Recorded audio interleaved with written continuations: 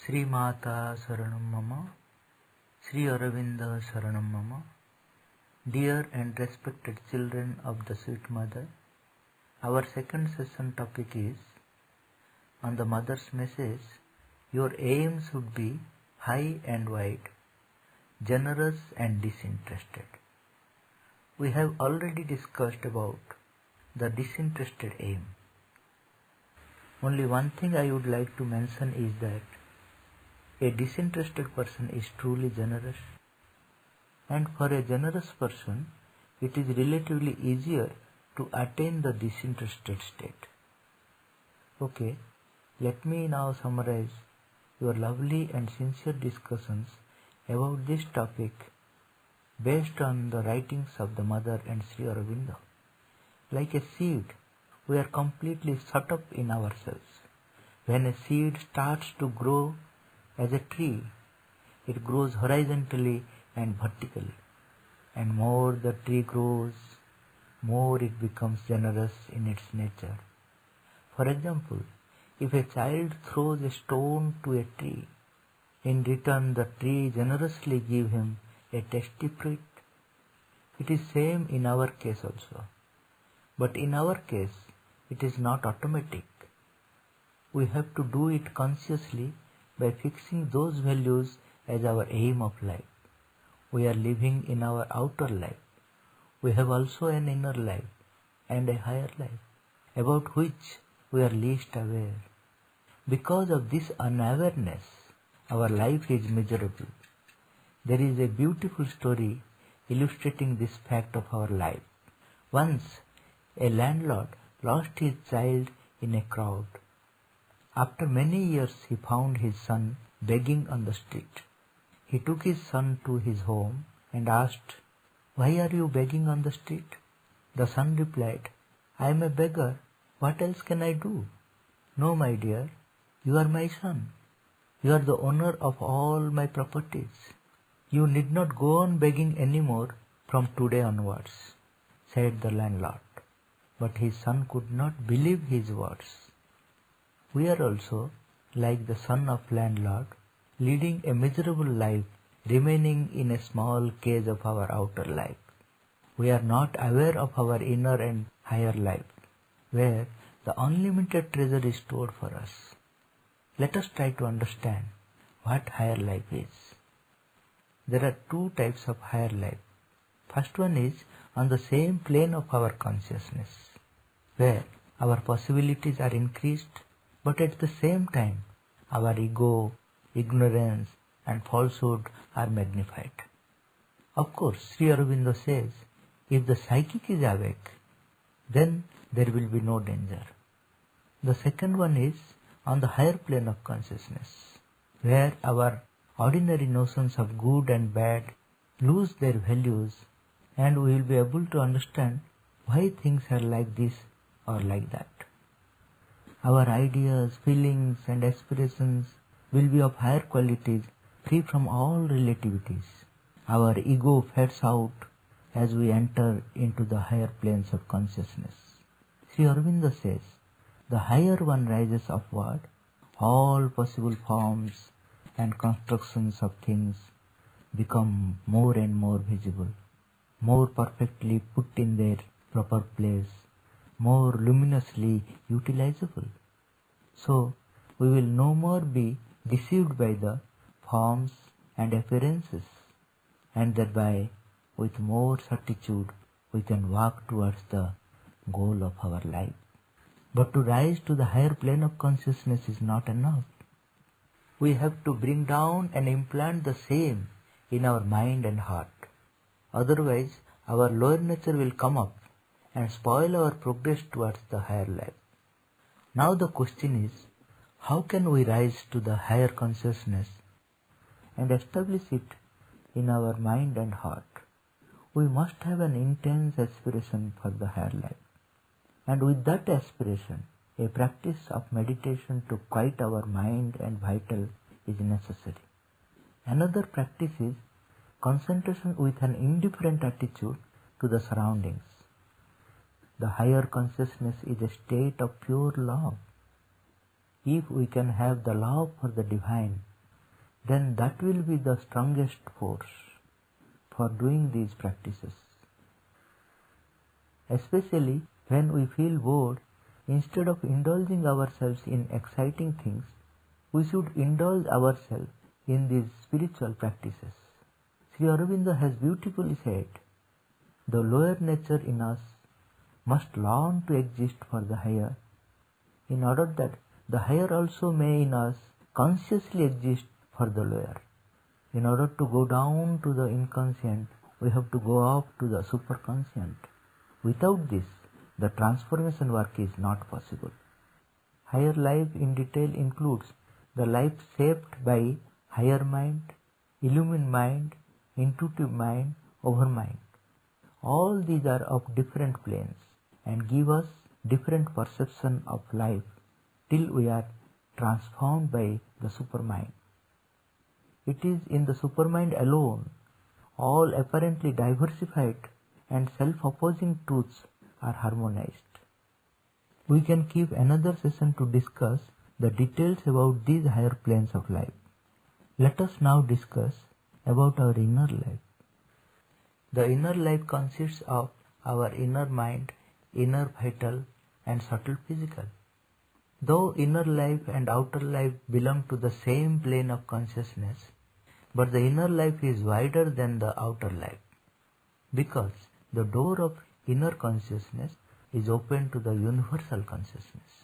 And also, the inner life is more receptive to the divine and hostile influence than the outer life. Sri Aurobindo says, what we call our mind is only an outer mind, a surface mental action, instrumental for the partial expression of a larger mind behind, of which we are not ordinarily aware and can only know by going inside ourselves. So too, what we know of the vital in us is only the outer vital, a surface activity partially expressing a larger secret vital which we can only know by going within. Equally, what we call our physical being is only a visible projection of a greater and subtle invisible physical consciousness, which is much more complex, much more aware, much wider in its receptiveness, much more open and plastic and free. Someone asked me, is it not enough to have higher consciousness? What is the need to widen our consciousness by going within? I replied, higher consciousness can give us the intense experiences, but without wideness it cannot function properly to provide us the basis for the transformation. It is in the wideness that the mind, vital and physical, can be made the instrument of the divine light, power and joy. So long as our inner being is not harmonized with the descent of higher consciousness, it has to be under the influence of our psychic being. Otherwise, the wideness of the inner being might come easily under the hostile influence. What will happen when our consciousness is truly widened? Firstly, our needs will be reduced to the minimum. Secondly, the self-existent peace and satisfaction of wideness will qualify for the descent into a greater peace, force, light, knowledge and ananda. In order to have an inner life, the same practices that are required for higher life, like the aspiration for inner life, meditation to quiet our mind and vital, concentration with an indifferent attitude to the surroundings, the love for the divine, etc., are necessary. Only difference is that in case of higher life, our psychological direction will be upward, and in case of inner life, our psychological direction will be inward. Now I will explain the meaning of generous aim. Generous means giving what one has and what one is without any reservation, calculation and restriction. Like flowers, many children have this generous nature. They release the energy received from the universal nature so generously that they get totally identified with the universal nature. That is the reason why they never get tired like the grown-up people like us. When we grow, this spontaneous, generous nature fades away with the intervention of our calculative mind. That is why we need to fix our aim to be generous. The mother explains that for the grown-up people, the mind intervenes by saying, take care, don't tire yourself, etc. Finally, by growing reasonable, we stop growing altogether.